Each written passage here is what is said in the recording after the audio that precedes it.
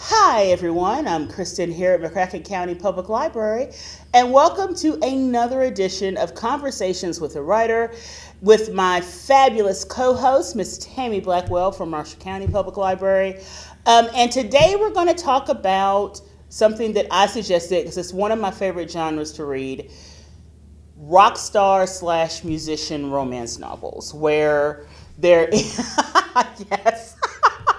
Where there is a rock star protagonist, usually male, although I do have some female examples, but it's usually a male. And why that genre is so popular, what is it in it for a writer to write a protagonist as a rock star? And for a reader's perspective, why do we like reading rock star books? Or, just why do I like reading them? Maybe it's just about me. Please, just before we get started, remember that all the opinions we express here are our own and not those of the libraries for which we work. So let's get started. Let's dive right into this topic. I love rockstar books. And part of the reason is I love music. Like I've listened, Mom tells me all the time of songs I liked when I was 2 and 3 and that I still like today.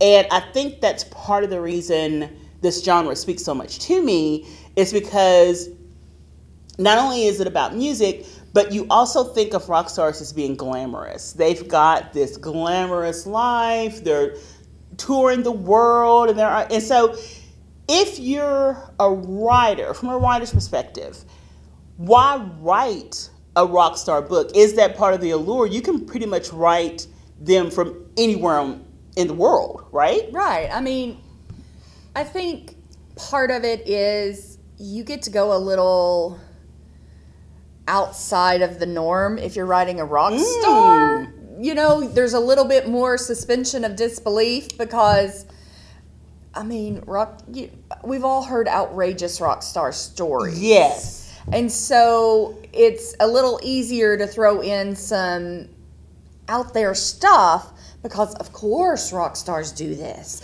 Like, that's what People Magazine told me. Yeah, exactly.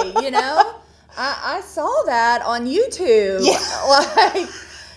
So I think that gives you a little more flexibility with the storyline, can make it a little more outlandish, but still believable because they're a rock star. I think that part of it is that you get to write them doing this cool stuff like touring around and talking about different cities and things like that. There is a lot of built-in automatic conflict when you're talking about any type of celebrity. True. Especially if they're dating a normal. Yes. There's a lot of, the normal doesn't want their life put in magazines and correct. The outside and whatever this person's history is known to you because you can go online and see all the women they've dated before. Whatever. There's a lot of conflict already present there. But I do think one of the main reasons, or at least in my opinion, that writers tend to gravitate towards writing those is because we're still all creative types. So there's like a common thread there. Yeah, I mean, I spent large part of my childhood wanting to be a rock star. I mean, that's what I wanted to do. It later occurred to me that maybe I needed musical talent for that. And so that dream went away.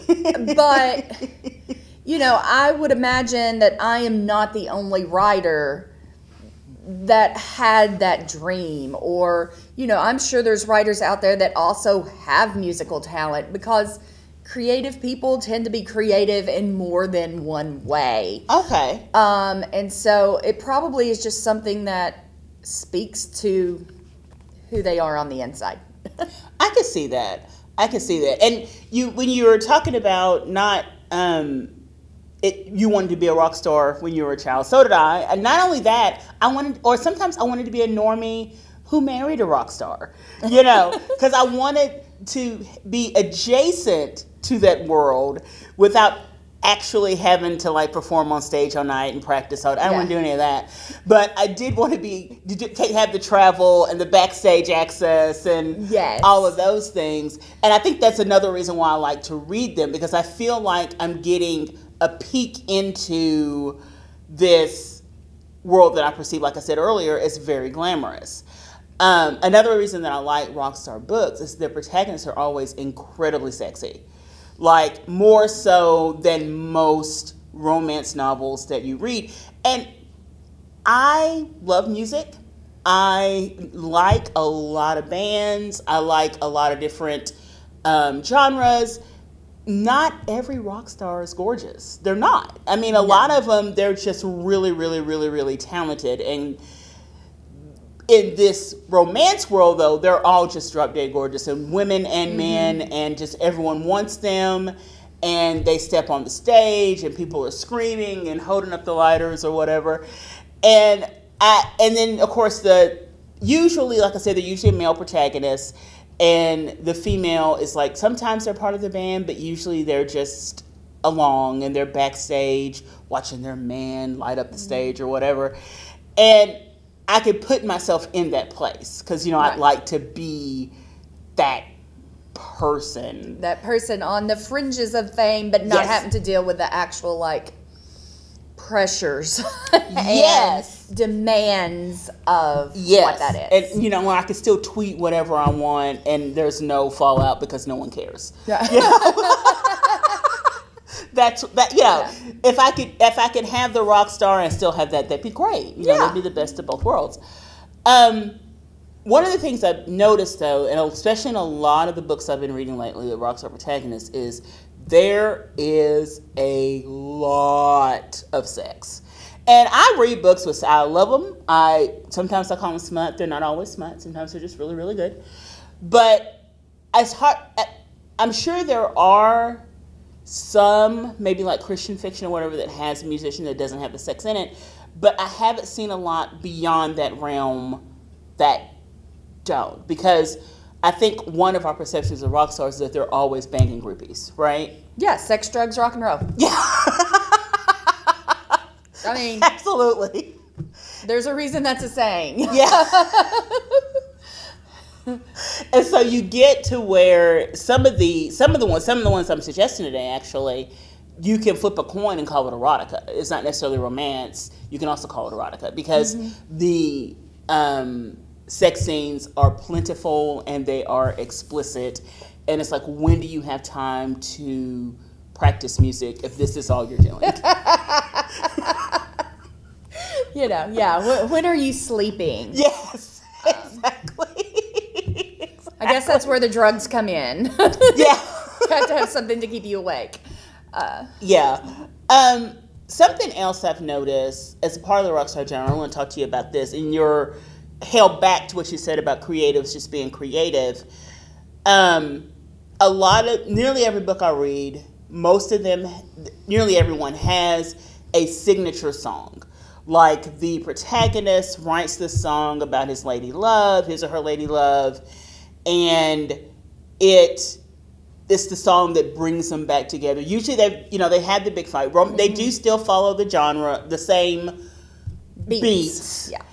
They meet. Sometimes they like each other, sometimes they don't. They start going out. They have a big breakup. They get back together.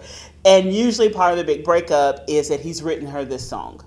And that's how they're going to get back together. One of a real life example of that is Lenny Kravitz.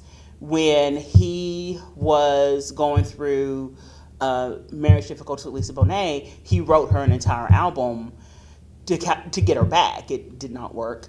Robin Thicke did the same thing with him and his wife. He wrote an entire album to get her back. Also did not work. But it works in romance novels. But in romance novels, it works. How would a writer approach writing a song? I mean, you get the benefit of not necessarily having to write the music with it. So does that make it easier? Does it make, every time I get to that part, I marvel at how they can write, and it feels lyrical within the context of the book. Yeah, that's not me. You are not going to pull out a Tammy Blackwell book and it suddenly have a big song written in the middle of it, because I can't do that. But, you know, lyrics are very similar to poetry, and there are, you know, obviously a lot of writers, whether they write novels or whatever, have, you know, a notebook of poetry somewhere. I just wasn't ever that person. Okay. I don't write lyrically. I write a lot. You know, there is a certain form to that, you know, and it has to be tight, and every word has to kind of mean something, and I'm more of a word vomit kind of person. So, I mean, I think it's just natural skill. That's just probably something, you know, and it may be the hardest part of the book for them to write. Some of them may have had that sitting in a notebook and wrote a whole book around it. You don't know. I mean, I didn't even think about it from that perspective. Especially if you've been, a lot of writers, they started out writing poetry when they were children in high school or whatever. And if you kept that book, yeah, I never thought about that. I really could see somebody doing that. I mean, because I have wrote entire books around snippets of dialogue. Okay. That's usually what comes to me first. Usually it's some like witty one-liner, and I'm like, where would we use that? Okay. You know what I'm saying? So yeah. I could see somebody having that already written out and being like, let's build something around this. And then others, they might, you know, be like, okay, now I have to sit down and write a song, and it'd be the hardest thing they do. One of the books I wrote has a graduation speech in it. It was the absolute hardest part of that novel that I wrote. Really? Was that graduation speech. To me, that was just, I mean, I had probably rewrote it 10 times, because a graduation speech sounds a lot different than a novel. Yes. You know, I mean, it really does. Yeah. And so that type of writing was just a little bit harder for me, but it was necessary for the storyline of the book, and it needed to be there. And so I would think that it really depends on the writer, and maybe, you know, where their specific talent lies. Mine's more in dialogue, and so dialogue does not translate into lyrics super well. Okay. I didn't think about the whole notebook of poetry you can throw in, because a lot of them, sometimes it's just lyrics at the top, you know, at the beginning of every chapter, and then sometimes there's a full-on song. Another thing all these books have is usually a playlist that they'll, you know, they say, oh, while you're listening, you know, this will pull you back into the world I created for these two people that came together. And do you know who I remember as the first person doing that? And I may be completely wrong. It may just be the first time I saw it. Okay. It was Stephanie Meyer with Twilight. Really? When you would go to her website way back 100,000 years ago when Twilight first came out, there was she put a playlist for each of the books.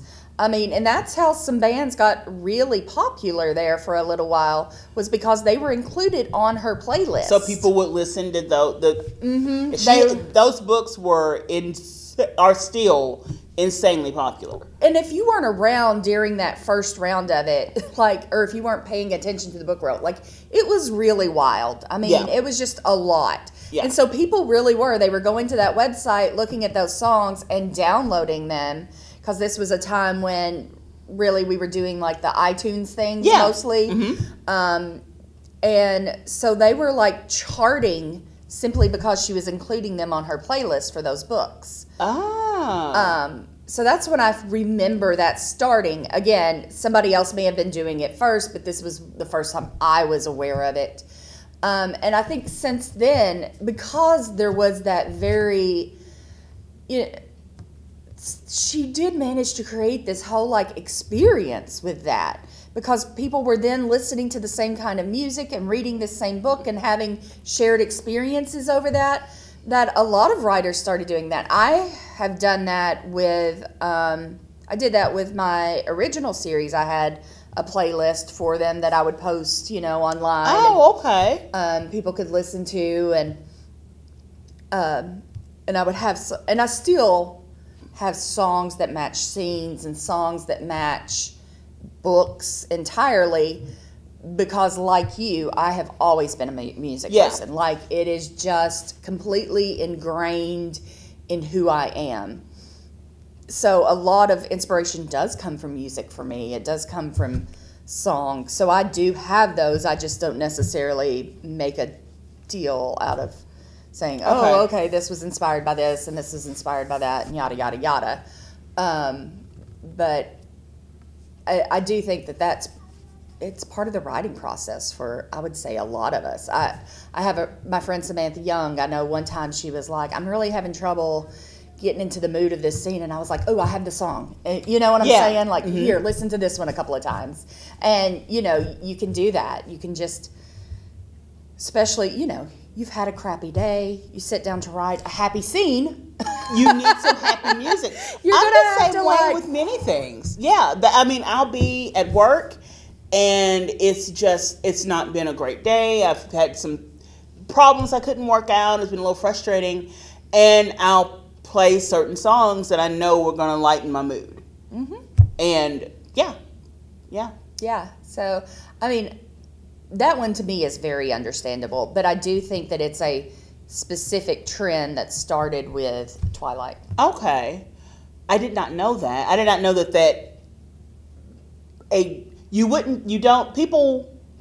first of all, people don't pay a lot of attention to what teenagers, and I say teenagers because with the quotes, it wasn't just teenagers reading these books, but the perception was, because they were YA, it was just teenagers, and anything teenagers like is a lot of times disregarded and dismissed, and who cares? And I missed the music aspect of it when I was hearing about how many people were enjoying the books. I didn't realize that there was a playlist aspect. Oh, it's interesting that drove some sales for the other side. I know that a lot of different series, if you put a song at the very end of it, that song can take off. If it's a really popular series.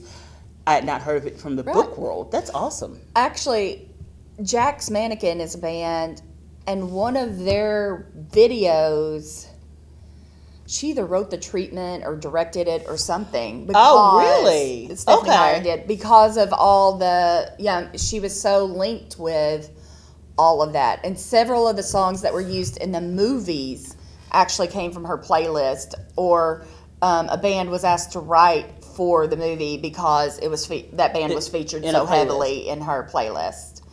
I like that. Yeah, so I think that's, you know, again, that kind of shows how music and writing go together, even when the book has, you know, there's nobody in the Twilight series that, you know, even as far as I can remember, picks up a guitar. But they linked it. You've linked this music with these books. Oh, that's awesome. Yeah. You just mentioned a couple of groups now. And again, the one other thing about Rockstar books, especially for romances, is that it leads it so easily to a series. Because you start out with like 5 guys in a band, and before long, you're going to get all 5 of these guys paired off somehow. And sometimes it's not always organic to build a series if you're wanting to do that. Or if you get a contract for one book and you later want to turn it into a series, it may not be as easy as it is if you start out with a rock star. Yes. Excuse me. And all of these guys have incredibly cool names. Oh, yeah. And I don't know where they come from. Although I was doing some research for this, and at least 4 different books had a guy named Killian in them, which I think is just an amazing rock star name. It is. Yeah, but how many Killians have you met in real life? None, actually. None. But there's a bunch of them in books. But I mean, with that, you can just put together names that are a little fantastical, because again, it's a rock star. We'll believe anything. Yeah. Well, and a lot of times, even in the books, they're like, this is a stage name. His name is John, and we call him Jax. Yeah. I think that's actually from Kristen Callahan. I think you may be correct. Yeah. Yes. I mean, his name is John. John does not sound like a rock star name, so they call him Jax, Jax. So, Yeah. and which does sound like a rock star. In the band Killjohn, I do believe. Yes, because there's Killian and John. Yeah. Mm-hmm. You're right. That is exactly how that worked out. We're just sitting here jogging each other's memory. We are. I've forgotten that. But I like the variety in name, both on both sides, both the male protagonist, female protagonist, or other male protagonists or other female protagonists, however it is. Everyone in the book has these amazingly cool names. No one is named, not that these aren't cool names, but you don't find like a Margaret or a Susan or a Jennifer. Common names that we find. Yeah. You're not going to find those in a Rockstar book. No. And I mean, part of that is, as a writer, you want the names to kind of stand out. And be memorable, like we just remembered. Yes, yeah. Because, it's hard, especially when you read as much as we do, to keep things straight. But when you have a name like Killian and Jax, we can remember those pretty easily because they stand out a lot more than a Jennifer and a Jason. Yeah, good point. Yeah. Is there... something I wanted to ask you and I forgot. When we were talking about the poetry and lyrics and books, would that be copywriting? Like, if I write a book and I include this song, can someone pick it up and record it without talking to me? Okay, all right, because it's part of the whole product. It's part of the whole product, and that would probably... I'm going to slip in librarian mode, who's studied copyright here for a little bit. That would actually probably, when you looked at it, that song within the book would be seen as its own thing, and the rule is like, I forget, 40% or something like that. And so if you're using all those lyrics, then you've used 100%, and you are very much in copyright violation. Okay. Thank you. That's what I thought, but I just wanted to get that cleared up to make sure I was right, because I enjoy being right. Yeah, but that would be a complete copyright violation, and you would very much be sued. Yeah, okay. Don't do it. Don't do this ever. And it's not just, and I've talked a bit about rock stars, but I've also, some of my suggestions today come from the world of country music. There's one from the world of rap. There's one, so it's not just the heavy metal guys that are on tour and that kind of thing, but that's a lot of them, but it's not all of them. And I think that's interesting that there's a lot of them, because I don't feel like there's a lot of rock bands anymore. Not anymore, no. Like when I start trying to think, okay, rock bands, and I'm still like, I don't know, like I'm still thinking of bands that are pretty old, like the first one is Foo still Fighters. It's Foo or Metallica. Yeah. And I mean, when I think of it, that's the first thing I think of. Yeah. And you're right. These are groups that have been out for years and years. I'm not thinking of I don't know if I think of newer bands as being rock, since they all seem to be like on top 40 and they seem to be leaning toward the pop. And I would think that maybe I'm listening to the wrong stations, but I really don't think I am, because Right. I mean, that is like one of my preferred genres of music. It's just, you don't get a lot of rock stars anymore. You may get like a band that has a good song that goes, but the days of the 80s and the 90s are gone. Yes. Our grunge era's gone, our hair metal's gone. Hair metal. I love hair metal. So I think it's interesting that we're still writing like rock stars, and like that's not even really as much a thing anymore. Like if you're going to talk about somebody who's on top of the world, screaming fans, you're talking Taylor Swift, you're talking Billie Eilish, you're talking like these individuals and not bands a lot of times. Yeah. And because that's the other thing, you have bands, and as soon as they go big, the lead singer goes solo, and then you have no more band. Yeah. You just have the lead singer. I will say, and a lot of times I do think these days, like somehow rock bands, when they do get big, all of a sudden people start like really bashing them. Yes. My youngest is into Imagine Dragons. Oh, I love Imagine Dragons. I hear a lot of trash about Imagine Dragons. It was a fun concert, guys, and it was actual rock music, and it was an actual rock concert. And so, I found that very interesting because, but not as much as you hear about like Nickelback, but you still hear. I'm so mad about that. I enjoyed Nickelback. Whatever. You still hear some like trash talking of Imagine Dragons as if they're, and I mean those guys are talented and that's good music, and I think in a different era it They wouldn't have been that bigger. way. Yeah, True.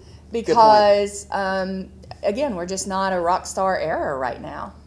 Huh. Unless you're reading a romance, because dadgummit, There's a they lot are of- always insanely popular. Oh my gosh. Yeah. Not enough room in Central Park for everybody that wants to see them.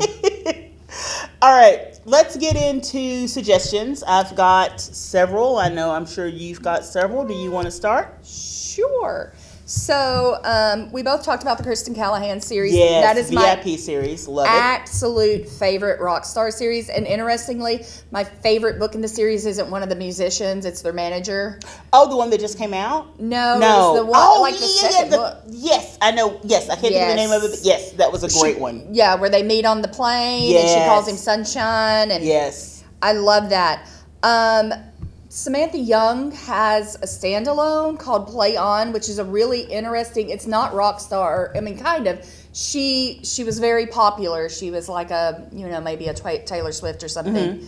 And she kind of like drops off the face of the earth. And she's actually just busking on the streets in Scotland. Okay. But she was like insanely popular. It's an interesting thing. And then I also put I think it's called Hellcat Canyon series by Julianne Long. And so the whole series is not rock star, but there's a bar in there where people play music and there's bands that come through. And one of the books focuses on a girl kind of from, she's one of the wild, part of this Wilder family, you always, the Greenleafs, whatever. And she's very musically talented and how she kind of takes off. So there's music throughout the series, even though the characters aren't all necessarily musicians. I think I read that. It's this little town in California. Yes, I'm love almost those books. positive I read that. Not that particular book, but I think I read like the first book in that series, maybe. The first or second book in that series. I really enjoyed that series. I think I've read it twice now, and and that's some that music like plays into without being a focal point. Yes, the focal point. Okay. Yeah. Okay. I've got several. Like I said, I love rockstar books. First, and this is one of those that you can flip a coin and it's erotica. Olivia Cunning, Sinners on Tour, and the group is named The Sinners. There's like 6 books in the series. My favorite ones are Rock Hard. That's Sebastian. He's the lead singer, and it's a second chance romance with his college girlfriend. They split up. High school, college, can't remember which. They split up. The other one I like is Double Time because it concerns the bisexual member of the band, and he winds up in a triad by the end of it. And that was something that was new to me to read on several different levels. And I just really liked how it all came apart. And that his sexuality, the band was fine with it. And it wasn't fine in the sense they'd never talked about it. It was fine as if, oh yeah, that's who he is. Which is what I want everyone to be able to be accepted in all of their worlds in that way. Yes. And I think that's why I liked it so much. Of course, the VIP series, Lauren Blakely, and she writes a lot of ebooks, mainly ebooks. If you do Kindle Unlimited, you'll find a lot of hers, and I think we've got a lot of hers in our catalog. One Time Only, and it's a rock star who falls in love with his bodyguard. Oh. Yeah, because he's gotten he's super, super popular, of course, so he has this bodyguard, he has this suite of bodyguards that he employs, and then he falls in love with one of them and how they try to manage. He doesn't want to lose his job by going out with his boss, and it's a whole dynamic. It's a whole thing. It's really good. This is an old one, and I don't even know if you can find it, but I'm going to mention it anyway because it was great.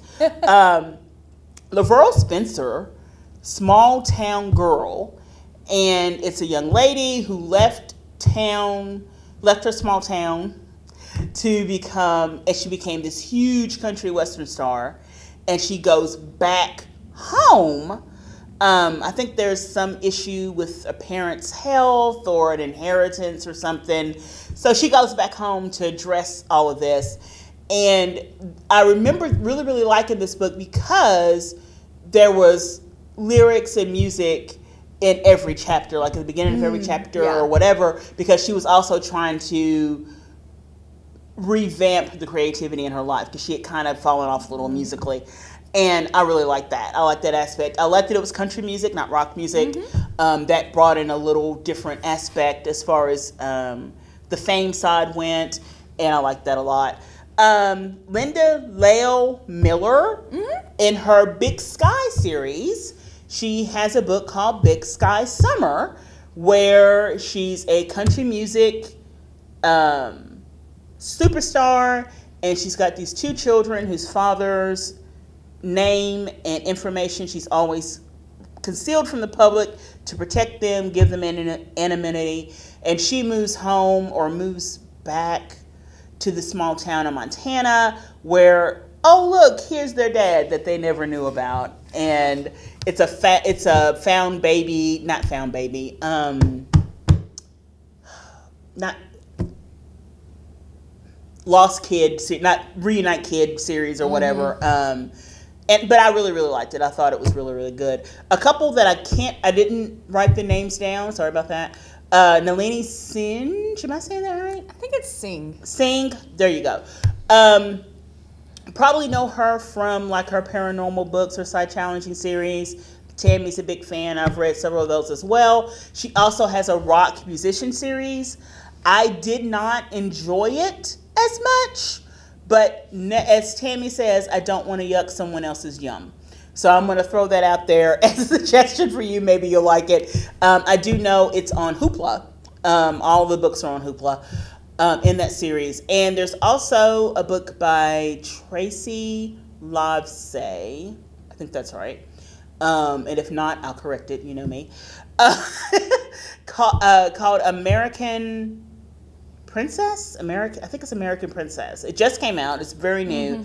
But it concerns a rap musician, which was interesting for me. I hadn't read a lot about rap musicians in these books. And so she has lyrics and she has fans all over the world.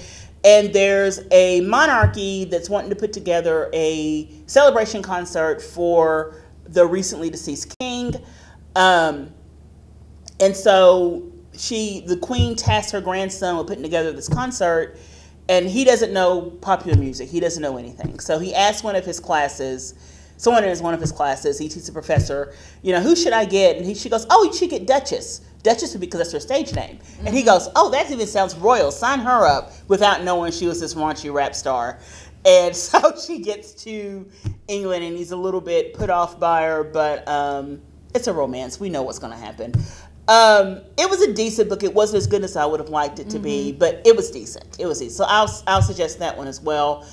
And there's another book. It's not a romance, but actually there's 3 more I'm going to bring up that aren't romances, but they are in the musician genre. One I have not read, but everyone keeps telling me I should read, Daisy and the Six. Is that right?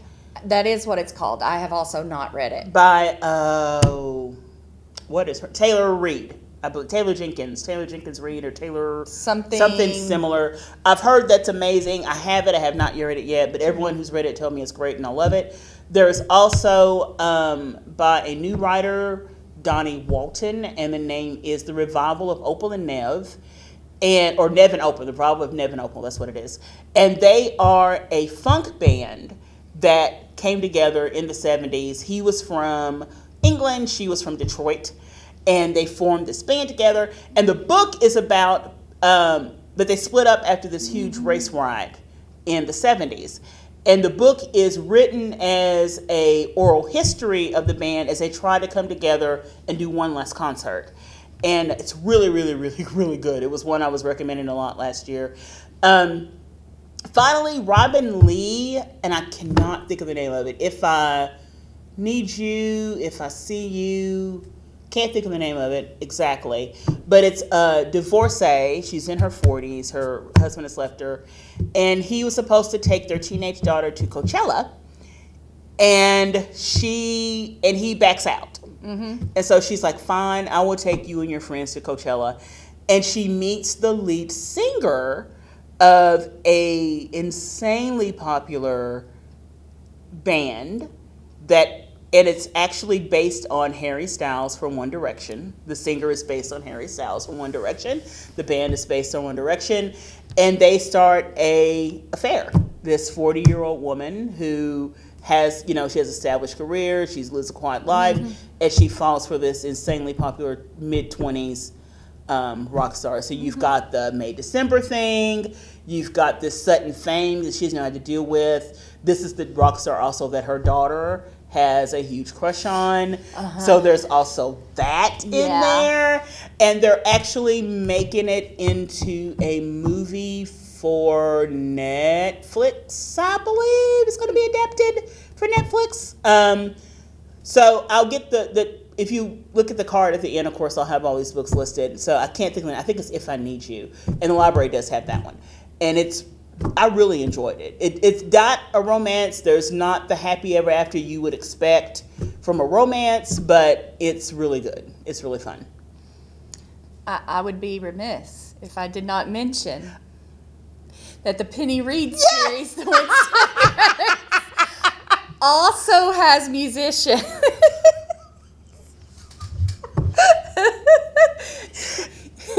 And what's so funny is last night I vaguely remembered that I think it's Claire becomes a big country music star.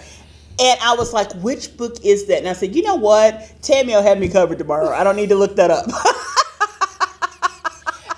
Music actually plays a large part in that because they have those Friday night jam sessions. Yes. And Cletus always play. Yes. And they always want Billy to sing because he sings so well. Yes. And so music does play a big part in those. And excited to announce those have been picked up for a television series. I'm very excited about that. The casting will be very important, but I'm very excited about that. Yes, I am a little, it's one of those things you don't want them to ruin something good, but then again, that sounds fun. Yeah, you want to see it, and then also at the same time, you're like half prepared to be disappointed. Yes. Yeah. And you also don't want, this thing that's been one of those like super, Yeah, this is my thing, and I don't like how you're doing it. Yeah. Yeah, it's, you have this in your mind. My mother actually refuses to watch Where the Crawdads Sing because she has in her mind. She has this thing in her mind, and she does not want to see anything different.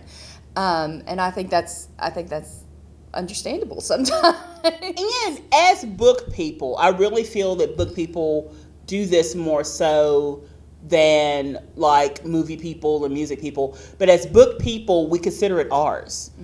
And we talk about it a certain way that someone who has only seen the movie or the TV adaptation talks about it.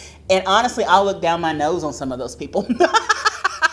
Well, and it's because reading takes more of you and your own imagination and your own, in a movie, you see it, you hear it, all of it is there. There's not, it's manipulating your emotions for you. Whereas when you read, you have to do some of that work yourself. Yes. And so each reading experience, you and I reading the same book will not always have the same experience. I mean, there's been books where I'm like, oh, and you're like, no, I really like that. Or, I may not recognize something as being offensive in some way, or because each of us read it with our own background and stuff, whereas you don't get as much opportunity with that, especially in a film, because it's all being given straight to you, kind of spoon-fed. I mean, and that's not to say I don't love movies, because I love movies. But, I do. You are kind of being spoon-fed that experience. I will say one, and we're getting way off topic here, but you know what? That's what we do here. One book adaptation that I really did like is the Hunger Games series, because a lot of the games, it was really hard for me to build that. It was really hard for me to picture that. Me So too. to have something on screen, even if it wasn't an accurate representation, because I remember there was some complaining about it when it came out, but having something on screen that I could grasp and be like, okay, that helps me visualize Yes. it was very important. It was very good. For me, that's a lot of the times the case, especially if there's a lot of battle scenes or something like that with some like strange world building that I'm like, what do you mean? You're talking about this sphere thing with a something, and I can't see that, Yeah. Not that you've wrote it poorly. It's just My brain is not constructing that. Yeah, I have a lot of spatial reasoning, so when it's something like that, when it's involves spatial reasoning, like seeing something within a space or seeing people interact like that within a space, I just don't see it. And so then to have it on screen and be like, that's what they meant. I get it now. Yeah. And Hunger Games was definitely one of those, because like they would describe things and I'm just like, I'm not getting it. huh? I'm not seeing it. Yeah. Yeah. Yeah. I was very glad to have those. Well, we've wandered way off topic, as per usual. Is what we do. Anything to wrap up our Rockstar topic today? Well, I mean, if you know a rock star that would like a writer to just trail along as they tour the world, I'm easy to find on Facebook. And if you know a rock star that just wants a normie that'll stand in the background and clap like a seal, I can do that. So just let us know. Absolutely. As always, thank you, Tammy, for joining me. Thank you. I really do appreciate you. This will probably be off for a couple of months. I've got some things going on, and the two of us will be appearing at KLA in October to talk romance novels. So we've got to work on that as well. So Yes. We'll be off for a couple of months, and then we'll be back at you. Thank you guys for watching. Have a good evening.